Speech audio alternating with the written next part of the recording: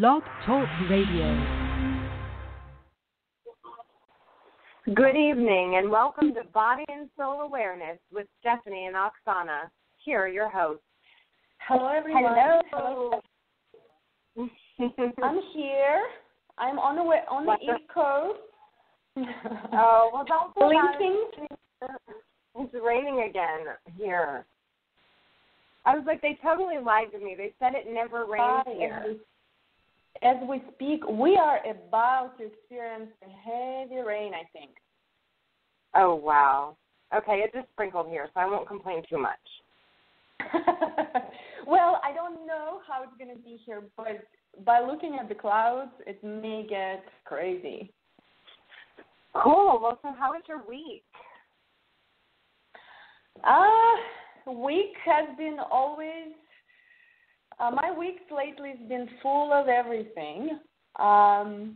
It's been good in general, very busy. I had interesting stuff coming up and working through it and leading to some interesting developments. So I am excited to see what will be happening. But more than anything, for me, I was able to tap into my frustration and challenges internally, and due to some work that I had to do, and luckily, thank God I did it, I was able to eliminate certain tasks that no longer serve me. And because of that, I'm able to breathe better and be more focused on major tasks that I am, that are my immediate focus that I am excited about. And how was yours, Steph? It was a good week. Nothing too seriously eventful other than I helped out with a yard sale yesterday. So it was like a super busy day. The baby hates getting up early, so he was cranky. So pretty much just helping get ready for that all week. Got that over with. I'm so happy that that's done and went well. Got rid of a lot of stuff because I think, actually going back to the radio show that we had with Peggy Hart where she was talking about the feng shui and how important it is to clear things out that you don't need in your space. So it was really good to kind of help out with that and just, A, make more room, but B, just get rid of stuff you don't need that holds on to a whole bunch of energy that you don't need around you so you can't really move forward. I found that when there's a lot of things in the house that are from other people, like, say, your parents or your grandparents or whatever, you know what I mean, that all holds on to energy. So it was really good to help out with that, I think, for me anyways. It was very clearing for me as well as her. Well, absolutely, because we're clearing everything, not just internal stuff, which is the priority, but as you start cleaning and setting up and rearranging what is around you, it starts affecting you and move you into either internal work or, you do simultaneously. But I think cleaning out your closet is quite important. Oh, yeah. That's why sometimes moving to one place to another is a good thing because you are forced to clean out your past, And in fact, when I made my last move about a year ago, the way, and I know you, Stephanie, you know that I picked up one thing, and if it felt right, I kept it. If it didn't feel right, it had to go. Whether it was new, it doesn't matter how much money it cost, I had to give it away because if it didn't resonate with me, it didn't feel good, it had to go. So you did good with your cleaning. Yeah. Again, since I already went through, everything from my world, now I help somebody else with theirs. So it feels kind of good because I know how good it felt for me, so it's nice to help other people. But anyway, so let's get into homework. So do you want to go ahead and tell them about last week's homework? Yes. In fact, right before homework, speaking of the rain, I am observing some crazy wind over here. So if I lose you, you know what happened. Okay. But going back to the homework. So last time we had an amazing guest who talked to us about conquering cancer and how her approach was, first of all, I've connected with her approach quite a bit because she was able to look at her challenge from a different point. You know, first she started, why me? But then she evolved into, okay, it's me, so what do I do about it? And she was using her humor, her positive thought, her connection with friends. So I really admire people like that are able to really look at their challenges from a different perspective and how they can actually benefit from it. And what she did is she observed that problem, and then she started helping others by being open about it and journaling and writing a blog and letting people know that they're not the only one going through that. So the homework came from there. How can you change your perception about the challenge that you're facing? You know, you can, of course, do it through writing, through journaling, through visionary boards, or whatever you want. And what I did is I went from looking at 6 major things that I have on my list that I'm focusing on my life on right now, and actually being frustrated because I don't have enough time. I approached it as, okay, let's refocus. Let's really identify what is important right now in front of me. And out of those 6, I was able to eliminate 2 and keep 4, actually 4.5. So, and my perception about my life and my challenge actually just changed. I can breathe better, I'm lighter, I'm more smiling, and potentially next time I will have time to go to Halloween party. Or at least energy. Great. So that was me. Anything happen on your end, on the West Coast? I don't have a specific major challenge going on right now, and I hate to say that because as soon as I say that, something's going to happen. It's just been tough life.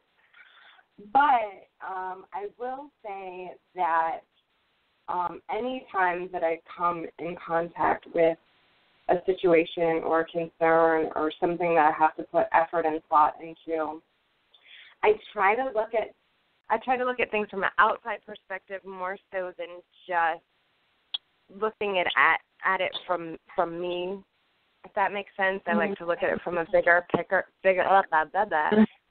picture perspective. And I have done that a few times, and it makes it a lot easier because it's not quite so challenging for me personally if I'm looking at it from the overall perspective, because I don't feel so small and I don't feel so confined or confused. I tend to work through things better that way. Now, I'm not saying that when something happens, I don't feel the emotions that are attached to it, whether it be fear or anger or whatever I happen to be going through at that moment. But I do, once I get through the initial, oh, my God, what's going on? What am I going to do? Like I said, I step outside, I relax, I realize that this is just an experience like all the rest of them, and I get through it just like I do everything else. Mm-hmm. Yes, I love looking at the bigger picture. Of course, you have to dissect yourself and go back and reflect, and that is a very, very important work. And I'm excited we're going to be talking about it today. But when you're done with that, you have to connect yourself, your problem, your dissection, and reflection to a much bigger picture and much bigger focus, I guess. So right. I do the same thing, Steph. I love looking at the bigger picture. I mean, that's the only way for me to get through things without feeling overwhelmed. Yeah, absolutely. Bigger picture and just small steps that are in front of you. One step at a time, crossing out. I do that too. In fact, I did it yesterday. So hopefully everyone benefits from the homework. Hopefully everyone did their homework. And hopefully nobody's going through too many major challenges, but if you are, hopefully it helps. Yeah. Agree. Yeah, so we actually have a very special guest on tonight, and it looks like he's on, so let's go ahead and introduce him so we can get him on the air. This week's special guest is Jator Pierre. Jator is an explorer of self, curiosity, cultivator, walker of the earth, and a shadow seeker. Each day, he is honored to work with clients around the world on their inner realities, gut health, autoimmune issues, addictions, perceptions, physical ailments, and unresolved trauma. His 18-year journey into inner coaching, ancestral nutrition, functional medicine, and movement has gifted him with numerous self-growth and development tools which he skillfully uses to guide others to guide themselves to their own version of inner balance. Jator has been fueled by his own personal struggle with weight and shame. Through that journey, it became clear that a fully integrative approach is a prerequisite to healing. Working with Jator, you may find yourself examining, discovering, and understanding not only how your body functions, but how each one of your physical symptoms correlate and are expressive of underlying mental, emotional, and behavioral patterns. Jator teaches workshops and leads events internationally and here in the U.S. He is available for one-on-one sessions in person and also via Skype on phone sessions. And then he also has a YouTube channel, Explore with Jator. So let's go ahead and get him on the air. Awesome. Hi, Jator, are you there? Yay. I'm sorry I messed up your bio like that. For me, I appreciate the bio mess up because it's very humbling to hear that about myself, all those words, and I wonder how much of that is true. So I appreciate the... Hi, Jator. Welcome. Hello. Yeah, hello. I don't know if my ego shrank or my ego grew hearing that. It depends how you look at it. I would agree. It's all perception, right? Apparently, that's what they tell me. Yeah, I know.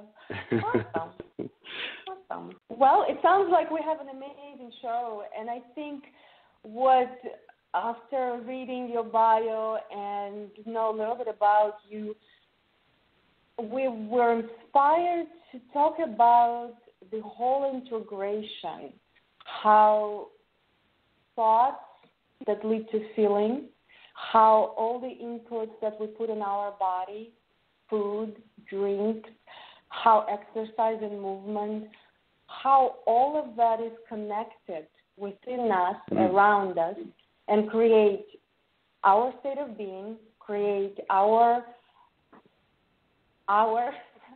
state of being, and how we create our own reality and, reality of all the surroundings that are around us. So I thought that would be an amazing kind of topic to go into. And, of course, much more. It sounds like a small mountain to climb. Yeah.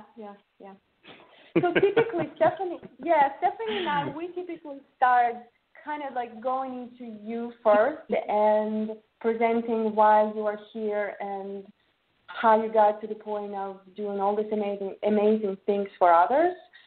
So could you give us a little bit of input, and insight who you are and how you came to be? Yeah. Let's see. Well,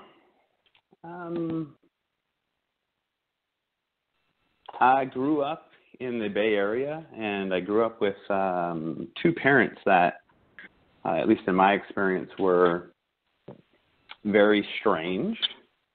And I mean that in the most strange and beautiful way.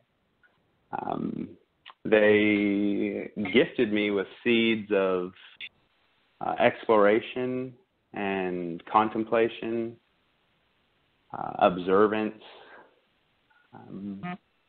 Tai Chi, kind of universal thoughts.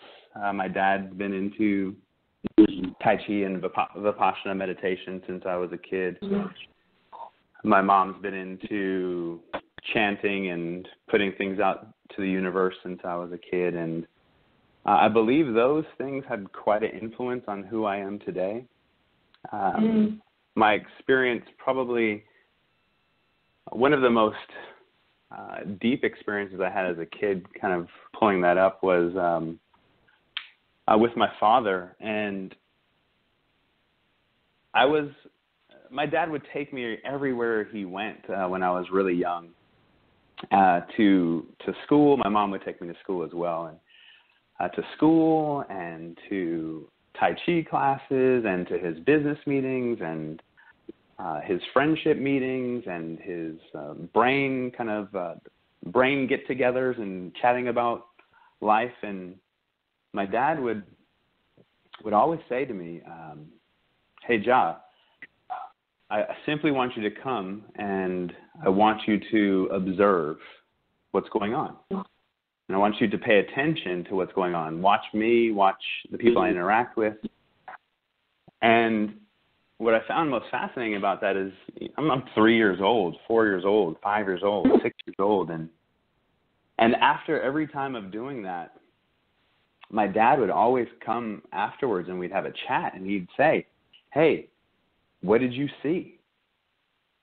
And he would really take to heart what my observations were and what I thought and what I perceived and what my feelings were. And that is really, I think, really stuck with me in terms of really learning to trust my own inner wisdom and really learning to see that the answers are within me, that I don't need to find a guru, that I don't need to read tons of books, that I don't need to chase other people's ideas, that I can really dive into myself. And as I scrape away these layers and filters of ego, deception, and distortion,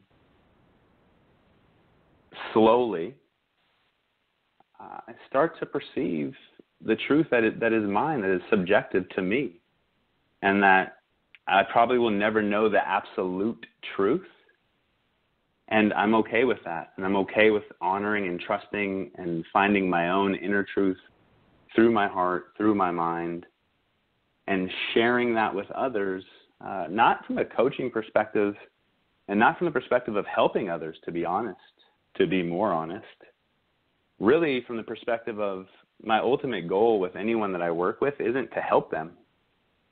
My ultimate goal is for them to learn how to help themselves.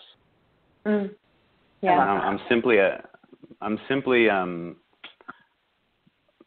honestly, every client that I work with teaches me what to say and guides me into the offerings they need to hear for them to grow and for them to become their own inner guru or wise man or knowledgeable person or whatever you want to call it. None of that really matters to me.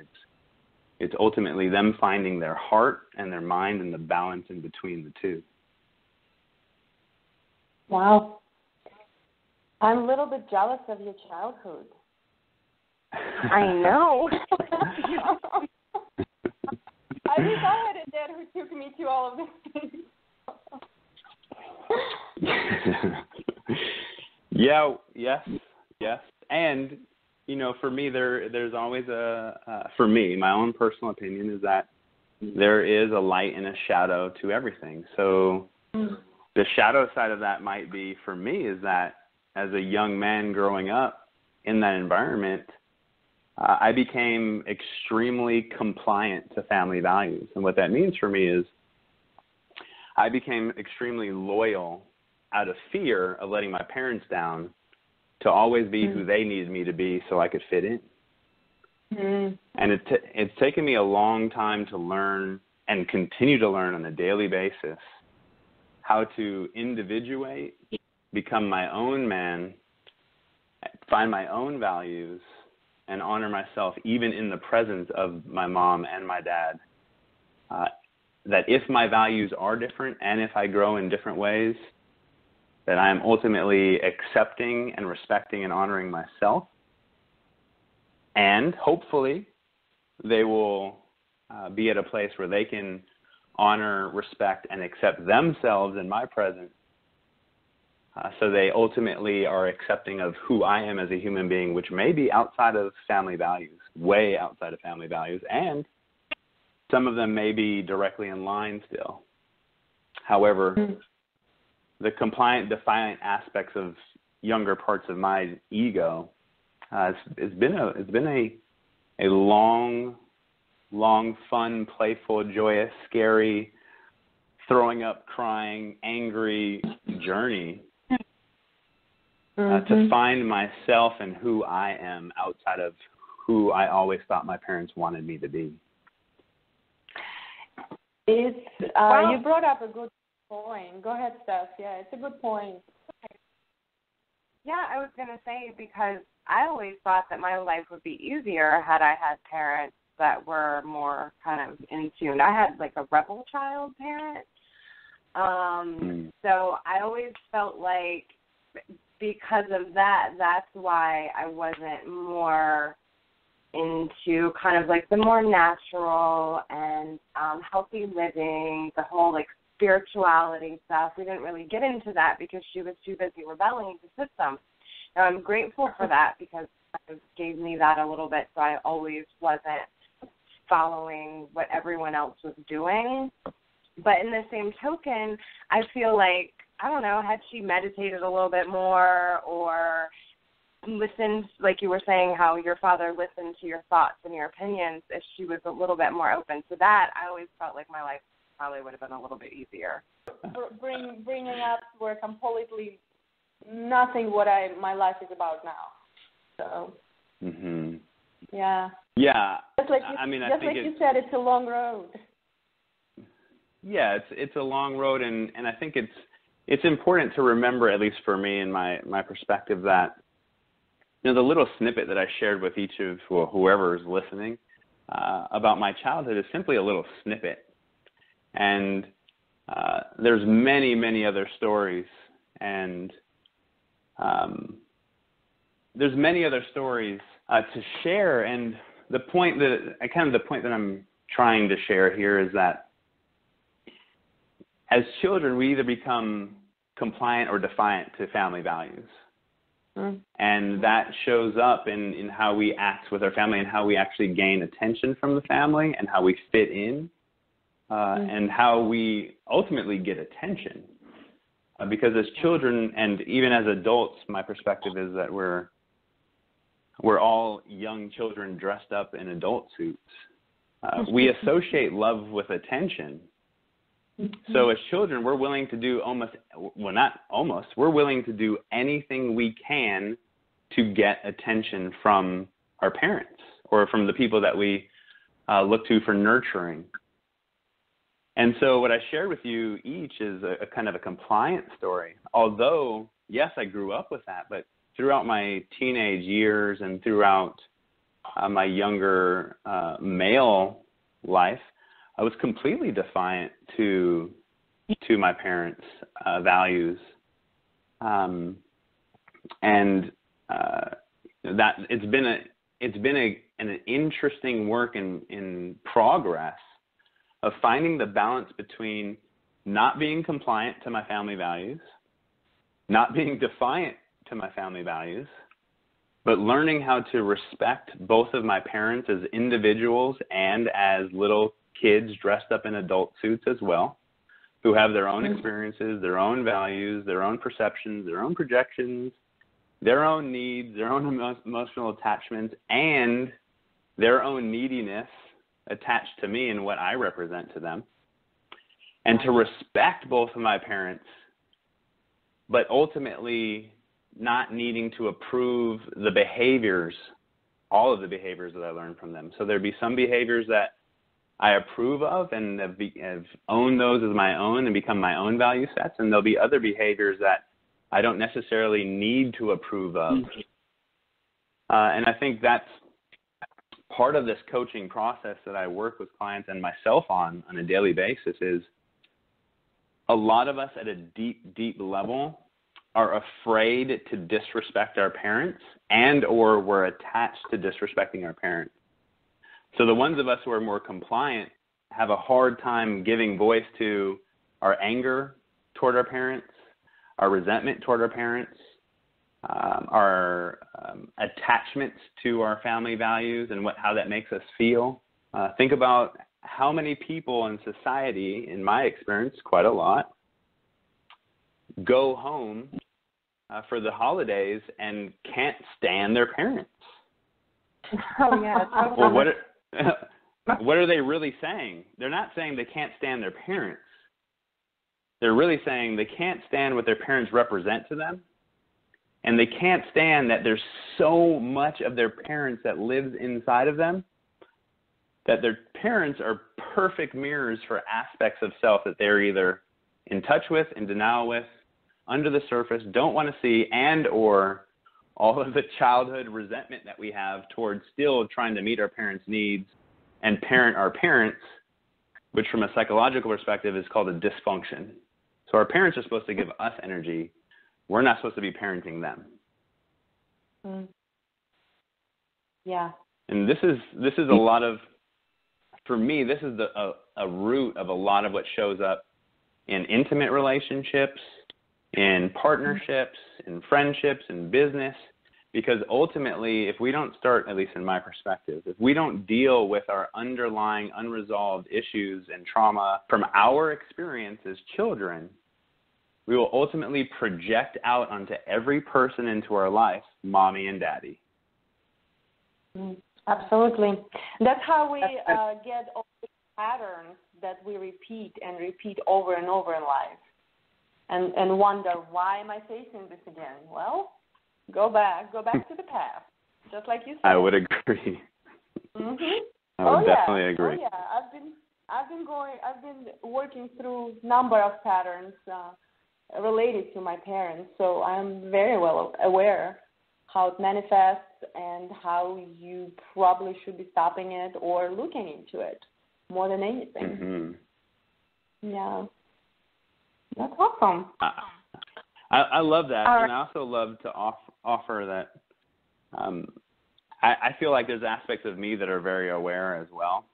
And for me, it's always a humbling invitation to wonder and be curious about, I wonder what I'm unaware of, or I wonder what the secrets are that I keep secrets from myself about. Because for me, that's going deeper and deeper and deeper into this scrubbing of the underneath stories and underbelly. Well, I'll tell you, I'll give you a little magic trick. You know it all already. On a subconscious level. Conscious level, you don't. But subconscious level, you know it all. Sure. We're actually, You'll take that. we're actually up for our commercial break, so we will be back in about 2 minutes. How would you like to make your work more enjoyable, be more creative and relaxed, all while sitting at your desk? That's exactly what my Serenity Rug has done for me. This revolutionary footrest, I can't even call it a footrest because this thing encourages movement of your feet, which results in more blood flow.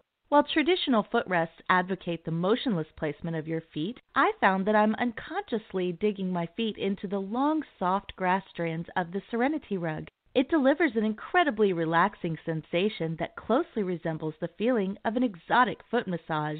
If you have ever had a foot massage that made you want to stay there for hours, you know what I'm talking about. If you have not heard about the Serenity Rug, check them out at serenityrug.com and join the exclusive Serenity Rug community and enjoy a feeling of comfort and relaxation that most will never experience.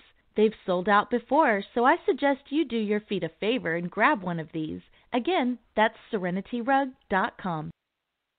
All right, everyone, we are back on air live with our special guest, Jator Pierre. You there, Jator? I was dancing and got a foot rub while we were on break. Damn! That's something I need. Those are the commercials. It was some hip hop song and something about a foot rub. So I just closed my eyes and got a little bit of both. Yeah, definitely. We like to keep it interesting, right? Yes. All right. So we went into the family talk, which is actually very, very important. That's how we start our life and start developing the thought patterns of who we are, what we're supposed to do, how we're supposed to feel and think. So, Jator, what are your main steps that you do with yourself and with your clients that take you into understanding that, okay, this is not my thinking. This is not what I've created for myself. What are the steps that you typically, take to address that? I love that question. So for me, a lot of clients come to me because they have some type of quote-unquote issue presentation, whether that's back pain or mental and emotional unrest, depression, anxiety, etc. And the first thing that I ask people with any subject, whether it's something about childhood or something about currently going on, something in a relationship or back pain, etc., is simply one question, which is, what does that represent to you? What does the back pain represent to you? What does your significant other, you perceive them as they don't pay attention to you? What does that represent to you? And always kind of, for me, taking things out of the literal realm and moving things into metaphor, symbolism, and or paradox, depending on where the client's currently at. So asking what things represent to people, you'll start to get, at least in my experience, a clearer and cleaner story underneath their story. So it's my opinion that most words that people speak about their issues, the first story that they speak is usually a deflection of the ego to deflect themselves from what the truth underneath the story is. So that's why I ask, what does that represent to you? Because that immediately causes a pause, and they have to feel into, I've never thought about that. What does that represent to me? Well, it represents tension. It represents not being acknowledged. It represents feeling unseen, unrespected, unheard. Oh, cool. When was the first time you felt disrespected? Well, I don't know. I can't think of anything first time. Okay, cool. What if you had to guess? Well, I'm not going to guess because guessing is silly. That's something a little kid would do. Exactly. The reason why the guess is really important is because there's aspects of our ego that protect us from finding certain information, because part of the ego's job is to protect us. It's a protective mechanism. It creates control. It creates power, the illusion of control, the illusion of power. It creates safety and security. It creates knowing. It creates the kind of the rubber under the car so you can get traction in what you're doing. So there's a part of the ego that protects you from diving deeper, because some of these things that are deeper hidden are very shaming to aspects of us, or we have a lot of fear, or it's very threatening to aspects of us. So if you think of that part of your ego, I think of it kind of like a pit bull. So if you walk by and you try to get by this pit bull that's trying to protect this yard, the pit bull is going to get up and it's going to attack and protect, because you're trying to think your way past that pit bull, and that's part of the ego's function. So if you guess, metaphorically, the pit bull raises its head, looks around, sees a little kid acting a fool in imagination, in curiosity, in wonderment, in playfulness, and the adult, that aspect of your ego says, oh, there's no threat there. It lays down its head, and that opens you up, at least in my experience, to beautiful and some of the most powerful intuitive hits you will ever get about yourself. You can get unfiltered experience in large chunks about where what you're experiencing today in your life, your thought pattern, your feeling, these facilitated pathways. You can dive down into the underbelly of that and find some of the original moments that this occurred. Now, from my perspective, each client, including myself, will only be able to get back as deep as they can go in that moment. So I'm 39 years old. Let's say I do this and I come up with something that happened to me at 35. Well, that's beautiful, because that's an aspect of self I can connect to. But if I'm your coach and I say, okay, well, 35 is not, I push my agenda on you. Well, 35 is not that far back. We need to go all the way back to childhood. What can you remember from childhood? And the person goes, I can't remember anything from childhood.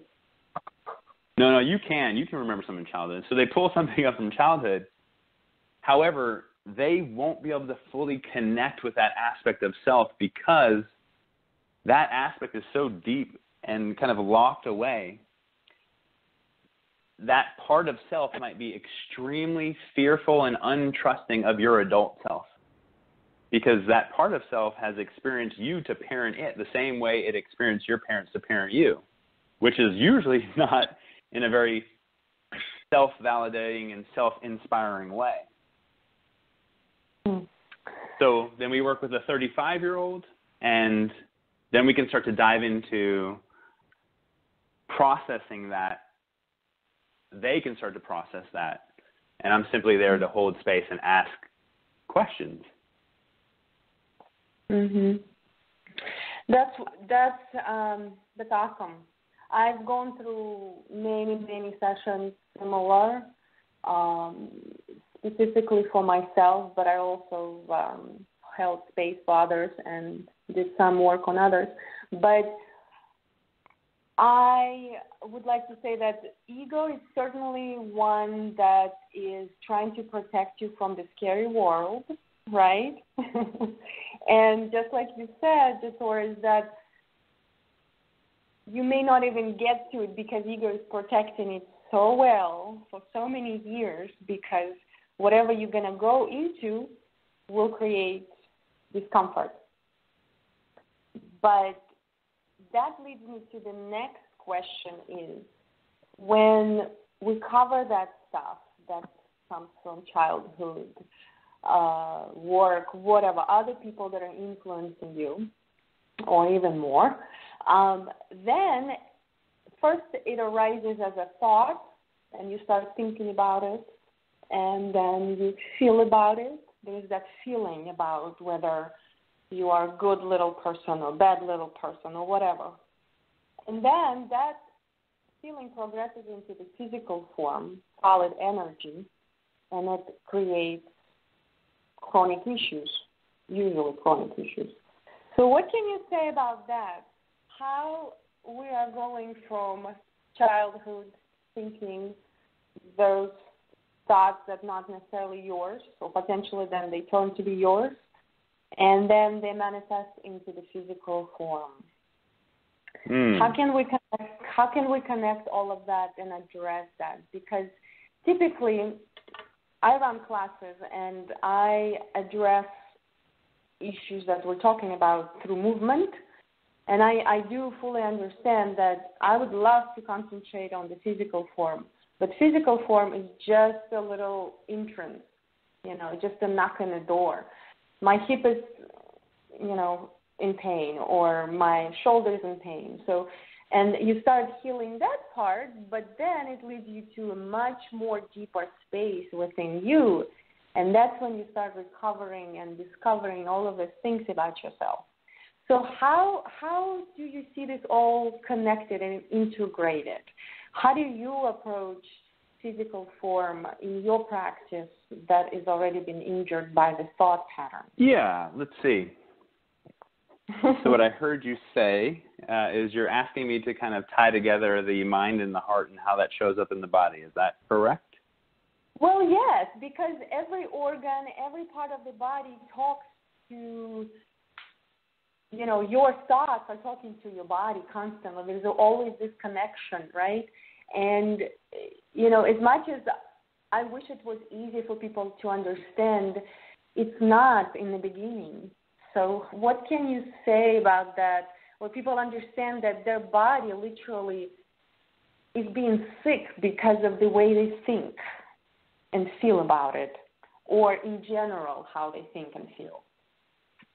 Perfect.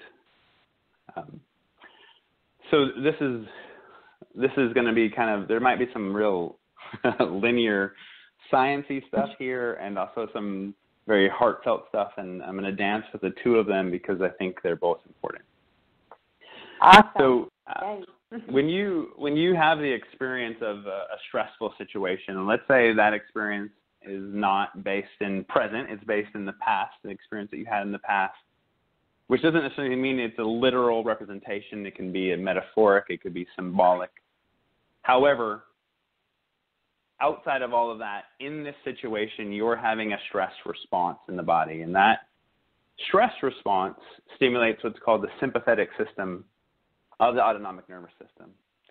And in our society today, most of us are, I like to call, en fuego. So most of us are on fire. Most of us are stressed out, and we don't know that we're stressed out because what most people associate with stress is mental and emotional stress. But from my perspective, stress falls under the category of your sleep from the night before, your sourcing of water, how hydrated you are, your breathing and or your respiratory mechanics, your movement, too much, too little, your nutrition, your digestive health, your environment, your external environment, and then we'll tie this in back into our internal environment. So you have this tremendous amount of stress that's being put on the human body currently that is outside of the norm, looking at it from an ancestral or evolutionary perspective. Our environment has changed tremendously, very, very fast. And from a scientific kind of ground roots perspective, you could tie in most disease that we have currently going on based on just a mismatch of our current physiology and what's going on in modern society. So that creates this constant underlying insidious stress in the body. That sparks the sympathetic system, like I've said. The hypothalamus then sends corticotropic releasing factors to the pituitary gland. The pituitary gland releases ACTH, which stimulates the adrenals.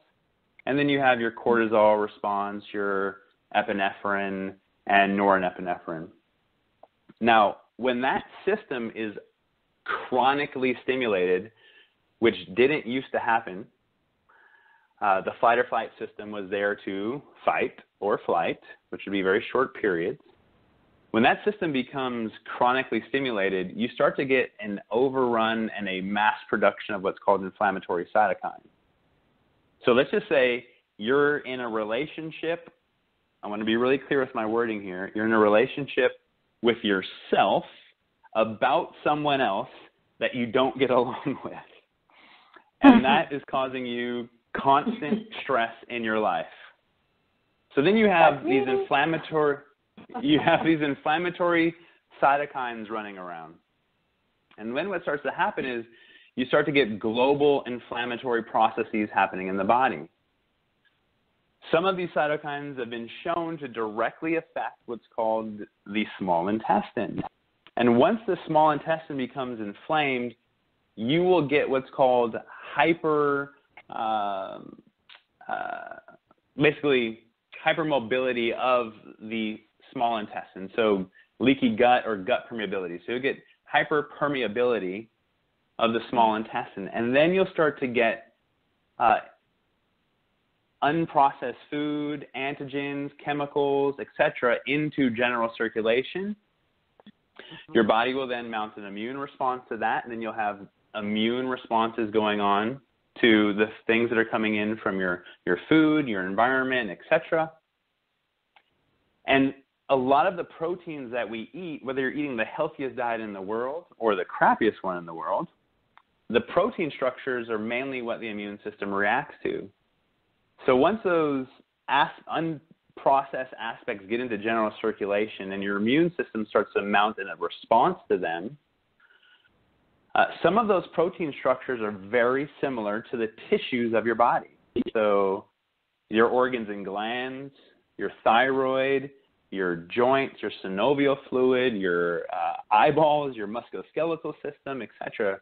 As an example, gliadin in its protein structure is almost identical to that of the thyroid. So if you have this gut permeability going on due back to overwhelming amount of mental and emotional stress, you may have a thyroid issue showing up in your body, Hashimoto's, that's due to a mental and emotional issue that's happening in your relationship with yourself with this other person, and is being manifested through the food that you're eating, and that getting into general circulation, your body's mounting an immune response, and then you get an autoimmune issue showing up that's rooted in your mental and emotional state or the overall stress that's going on in your life. And then you can pull that, you can peel that back even further. So then you have your genetics, epigenetics, and then you have what's called your exposome. So your exposome is all the influences on you since conception.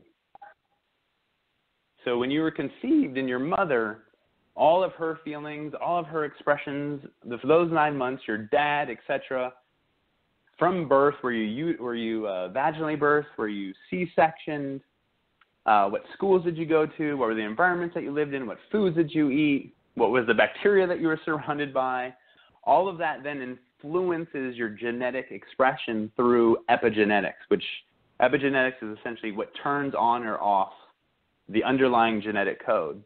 So then you have a person who's in relationship with themselves about someone else who's highly stressed. They get these inflammatory, this global inflammation going on. They got the global inflammation, and then where the disease and dysfunction shows up is where they have genetic variation or weakness underlying in their gene structure. Then if you want to take it to a spirit, then if you want to take it to a spiritual place, if you will, then you can also then look at the DNA and understand that your DNA structure is directly representative of who you are as an antenna system for consciousness, and where that variation will show up and where that expression will show up might be related to the chakra system that's funneling that energy to that area for it to be expressed there. So it's I mean, it's a beautiful tie for me of this kind of modern science research perspective tied in with the mental and emotional state, directly tied into what's called your hypothalamus, pituitary, adrenal, thyroid, gonadal axis. Thank you. We're just getting the engine warmed up. Yes, it has. Yes. but I do love how you talk about as simple as stress can be created by lack of sleep, lack of water, how you breathe, do you move or don't, the nutrition, the environment. I mean, it's so important. It's so important how we live every day, day by day. And Stephanie and I will always talk about how some people, you know, as simple as they don't even take time for themselves. They don't even take time, you know, like a break, like a vacation, anything. And they're constantly going on that wheel of, what do you call that wheel? Hamster wheel? Or whatever? Hamster wheel. Hamster wheel, I think. We constantly go, and we don't stop to observe. We don't stop to breathe or eat or anything. And like I started the radio show today, is I am a being of doing these things, and yet again, I have to see external help too to maintain myself, because I've put so much stuff into my life right now, and sometimes I can't even breathe. So, but I did my homework and I eliminated a couple of things. And now I'm listening to you, Jator, and you're inspiring even more. Can I drop a few more fun things? Oh, yeah. Please do. So what's really fun about this for me is, so we have this idea of the mental and emotional aspect of it, which I really appreciate what you kind of reiterated for us and everyone, that it is exquisitely important to work on your respiratory mechanics and your breath. It's exquisitely important to look at your movement. Are you doing too much based on how stressed you are? Are you doing too little? It's extremely important to focus on your nutrition and your gut health. It's extremely important to pay attention to your sleep, and all of these things are really definitely huge pieces of the puzzle. And if we take one step back from there and we look at this, back to this childhood thing and what you were just giving voice to about doing human doings rather than being human beings, then we're going back into the values of social cultural values and what we learned as kids. And I've always thought this is very fascinating, is how many of us are celebrated for being as kids. I would go as far as probably to say almost zero. Most of us are celebrated for what we do as kids and how often we meet our parents' values, and that's when we get celebrated. So we have this underlying idea that to be celebrated, to take care of self, is to do. And then I want to pull back to this other piece from my childhood, which I want to give some there's a part of me that wants to give voice to this beautiful lesson that I learned from my mom. And that beautiful lesson was, my mom used to come into my room every couple months. She'd come in to wake me up. And she'd come into my room and she'd come wake me up and she'd say, "Hey, Ja." And I look at her, "Oh, yeah, Ma, what?" She'd say, "You want to play hooky today?" And I'd be like, "Yeah, I totally want to play hooky today." And then I'd get up, and then I'd watch my mom go make a phone call into work and say, "I'm not feeling well today. I'm going to stay home."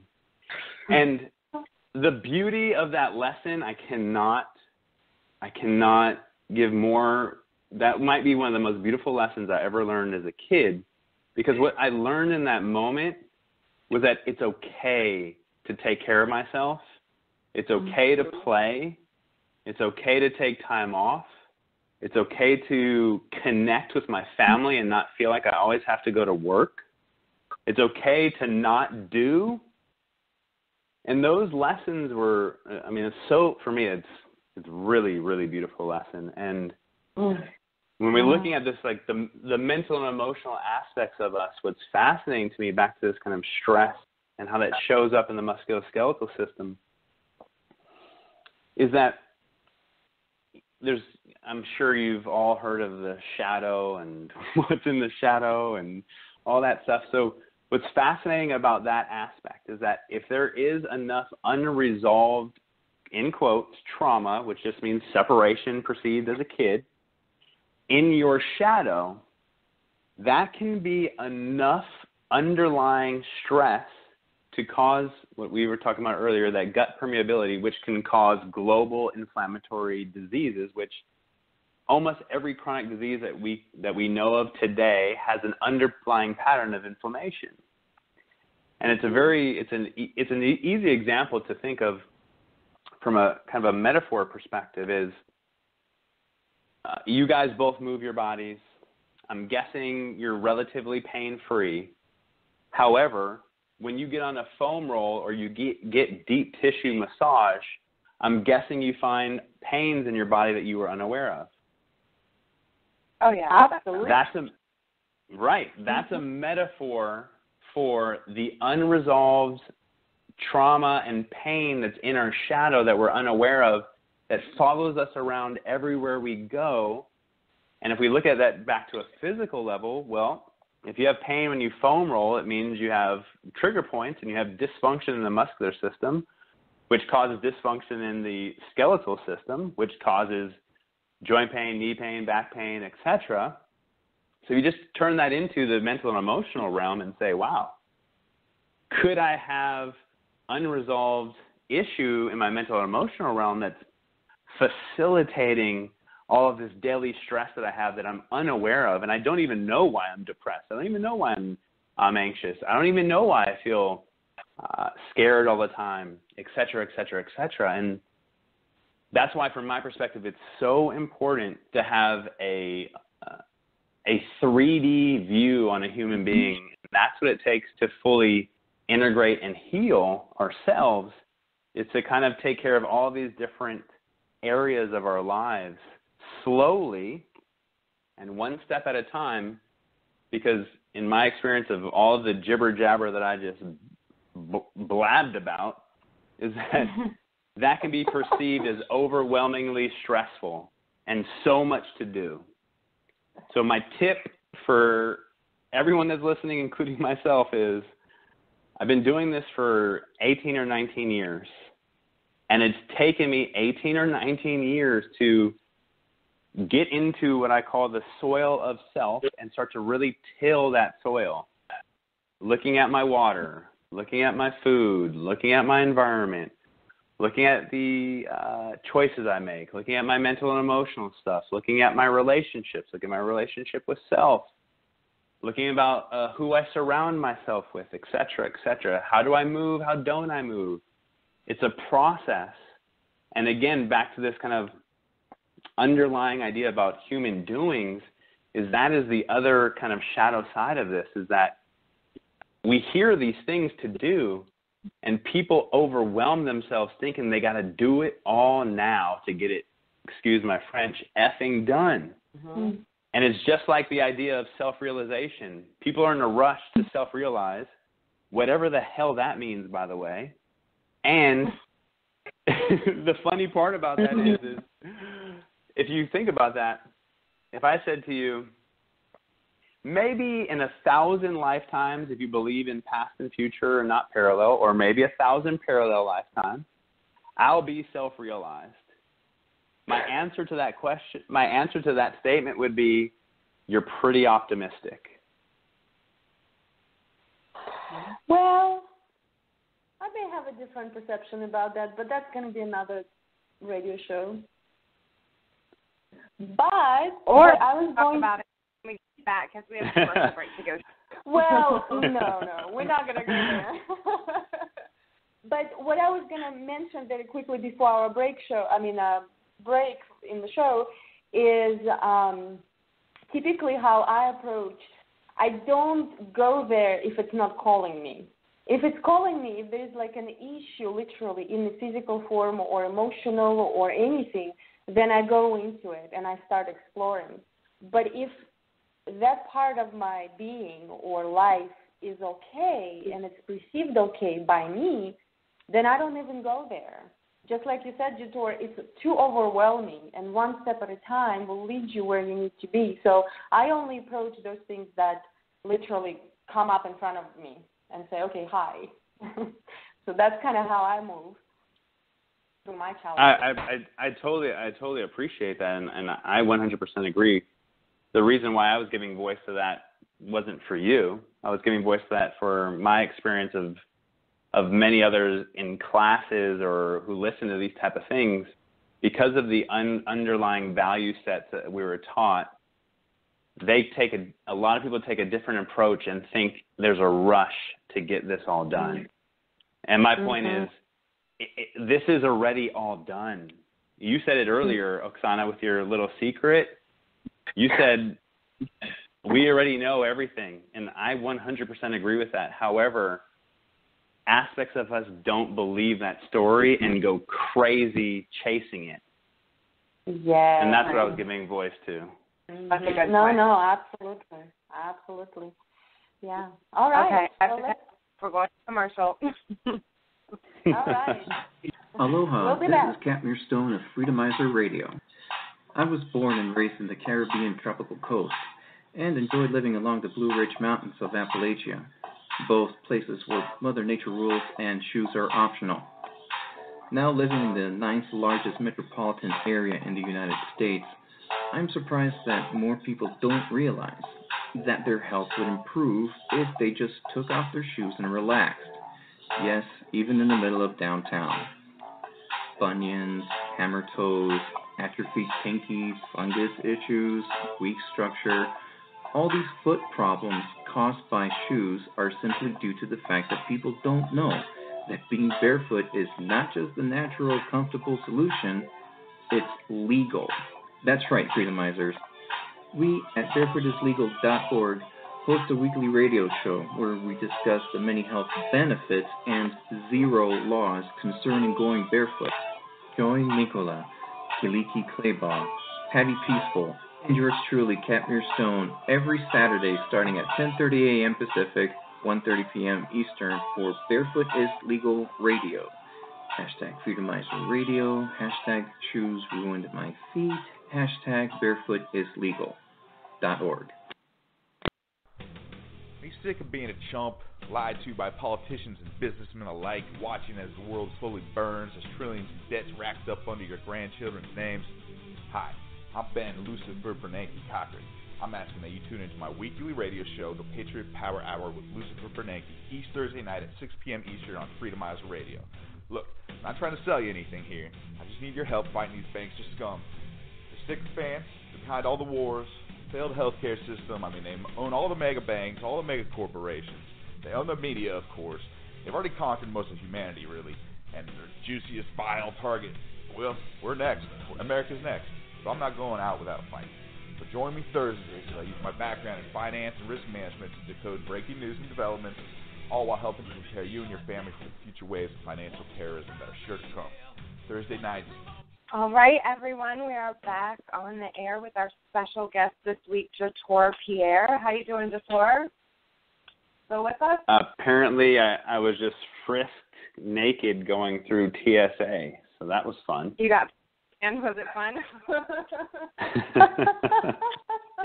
I love that. Well, that's how I feel every time I go through the airport, though, to be totally honest. But we won't even get into politics and all that. Oh, my God. So true. I love the commercials that are on this thing. That was awesome. I know. Yeah. They're awesome. They are very awesome. Yeah, so we really actually don't have a lot more time left. We always run out of time when we have awesome guests. But we did want to talk to you a little bit more about how you established your business and how you went from that rebellious teenager to getting to the point where you are now. Yeah, let's see. Yeah, and I specifically asked that because I have a rebellious teenager right now. I have a 15-year-old. And he's got probably about half of his life was me being the rebellious wild child, and the other half of his life has been me being this spiritual trying to constantly work on myself, watching what I eat, taking better care of myself. So he's kind of fighting with me a little bit because I've given him two totally different sides of me.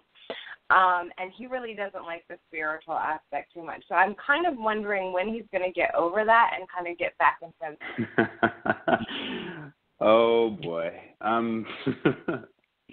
Let's see.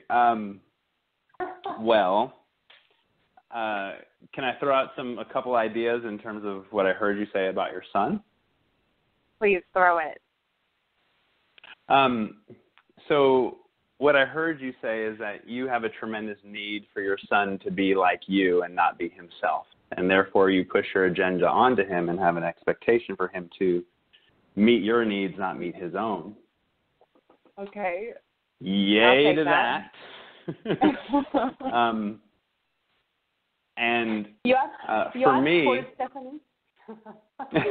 I know, I did. Oh, man. I guess I'll never be back on the show, but for me... No, I can take it. You're good. For me, we're open-minded. But those are the people that scare me the most, the ones who say they're open-minded. Okay. If going through that myself, there's a couple things that come up. Outside of that is recognize maybe that you have a desire to control, which makes sense, and what if you were to take a step back from pushing your agenda onto your son and start to celebrate your son for who he is as a human being, which might be different than his mom being spiritual, which might be different than his mom being wild, which might be different than his dad being who his dad is, and really start to celebrate and inspire him as his mother. My perspective is that one of your main jobs might be to inspire your son to find himself and be who he wants to become.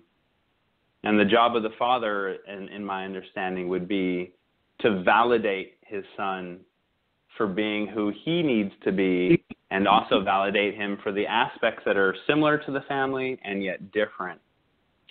Because in my experience, personally going through that and being the child, what's fascinating is my mom was kind of hands off as I was going in through that in quotes, rebellious stage. And for me, that was amazing to have my mom create a safe environment for me to learn to be me. And of course, both my parents have their values and projected them onto me and had expectations and all of that. However, they both always held this candle, and the candle was always, Ja, it's okay to be you. We love you no matter what. Even if you become the weirdest dude on this planet, you always are safe with us. You always have a home. You're always accepted, even if we disagree with you. And maybe ultimately, in a very short sentence, what we're trying to teach each other, not just from a kind of a parent-child situation, an intimate situation, and friendship situation, and business situation, for me is ultimately we're trying to learn how to break the ties of loyalty, which for me come with a tinge of fear attached to it. I'm loyal to family values out of fear, so I stay loyal. And what you might want to invite into, and me as well, because I struggle with this too, learning to invite respect into relationships. And respect is different, which respect comes from a place of we agree to disagree out of respect, not agree to agree out of loyalty.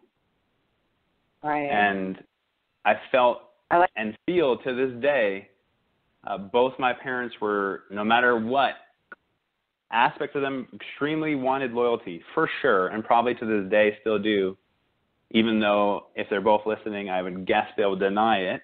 Ha-ha. And there was another aspect of them that was always held, which was, we respect you, Ja, for being you, even if you're completely outside the norm of what we think is normal.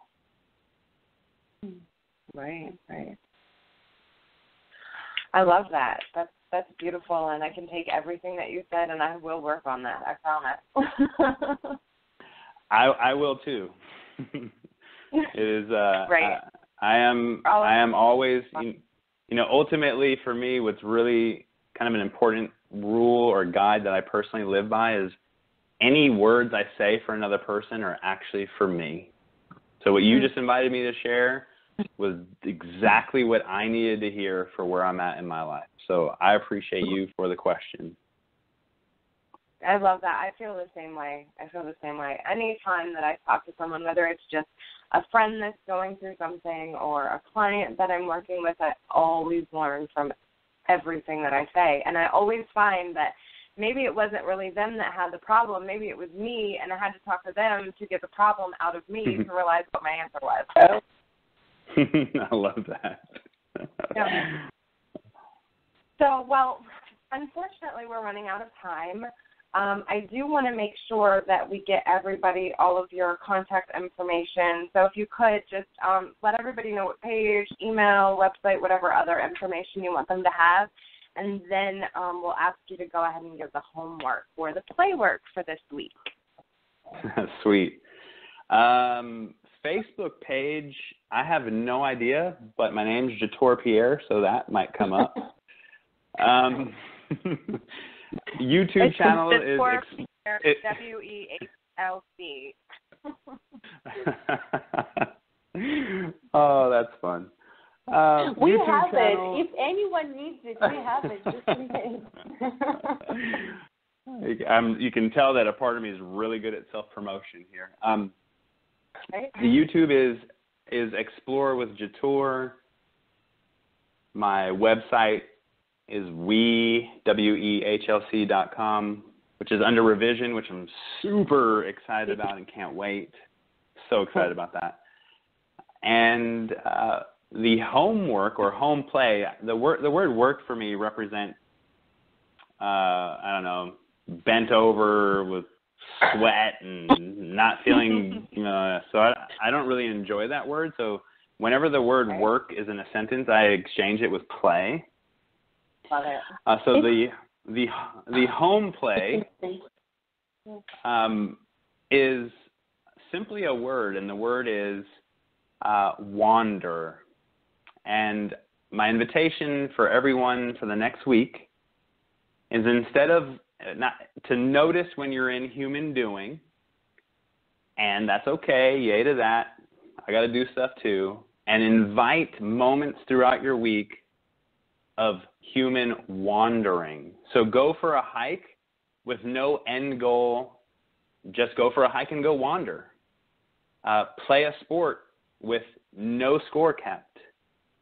Go outside and act a fool, skip, play, roll, climb a tree, jump on mailboxes.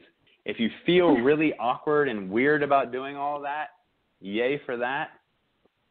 I'm sure I'm guessing a lot of you have young girls and boys in your environment or friends. Go with one of them to a park, and they will teach you how to get back in contact with your inner child and play and have fun. Yeah. About 6 months ago or a year ago, JP and I went to a dodgeball park and played dodgeball for 4 hours, like two little kids. And it was so much fun.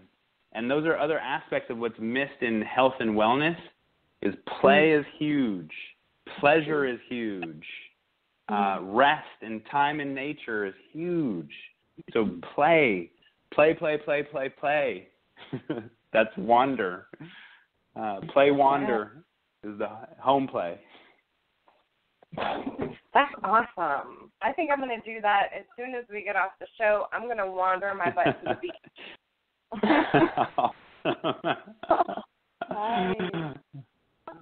I love that. I agree about the work word. I always change it too into something else, and I like work home play. That's a good word. Mm-hmm. Yeah, actually, me too. Jator, can we steal that from you? Oh yeah, apparently the ultra spiritual crowd says things just flow through me and you, so it's not mine to own anyway. Beautiful. Yeah. Playing out it is. Awesome. All right. Thank you so much for coming on. We really appreciate it, and I have some homework to do. I'm sure Oxana got some out of it as well as our listeners. So thank you. We do appreciate having you on. Yeah, and we'll bring you back again sometime. Yay. Then I get some external validation and get to feel good about myself for about 1 second till I get off the phone. I'm super humbled and really honored and by both of you. I really appreciate it, and thank you for inviting me to come and share my heart and my mind and have fun. That was most important for me, is the fun. Thank you. It was a pleasure. Thank you.